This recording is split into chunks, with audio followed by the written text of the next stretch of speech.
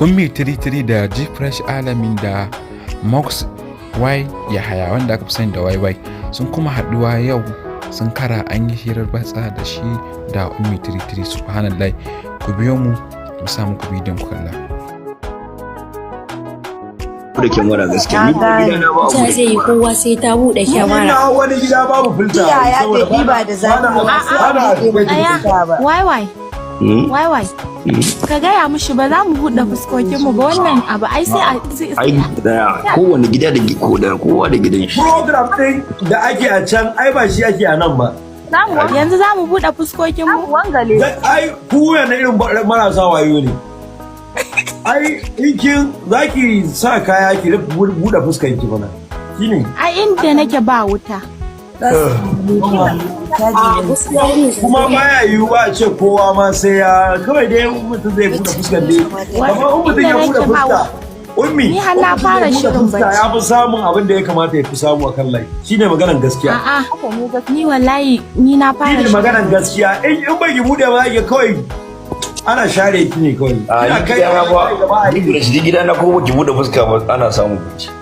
Gidanka ai wannan gida ne na san santa ce kawai ga baki sakin layi da yake ana sakin layi gidan mangwara ne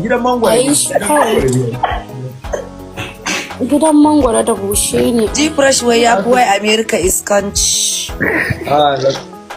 So rayuwar ma fi ƙarshe ne wai ma fi ƙarshe. Wai na ya yi suna. Gaskiya gfresh ya ɗan fi shi kunya wallahi tsoro.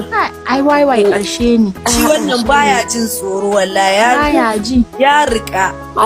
Baby nice an zane shi amma ya ce yanzu ai bari gaya miki princess wallahi duka baya gyara sai dai ya ƙara tunzura mutum wallahi. Baya gyara sai dai ya ƙara kangarar da mutum kawai alma. Ke ko yaro kika kai gidan mari idan ya dawo sai ya fi ƙarfin ki wallahi. Wallahi sai ya fi. Bare kuma ba na ji ba su daga filayen duka zai sa adina abin da ake da mutane da dama a duniya da suke yawo duka ne ya kaje mun nan gunki a private sun kin so mu bi tsaya mana wai ni da kai wannan ba wai I don't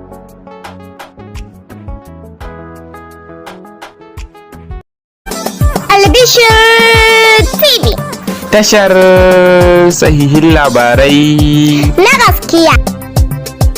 Danna subscribe kana ka danna ƙararrawar sanarwa domin samun sababbin shirye-shiryenmu da zaran mun ɗaura.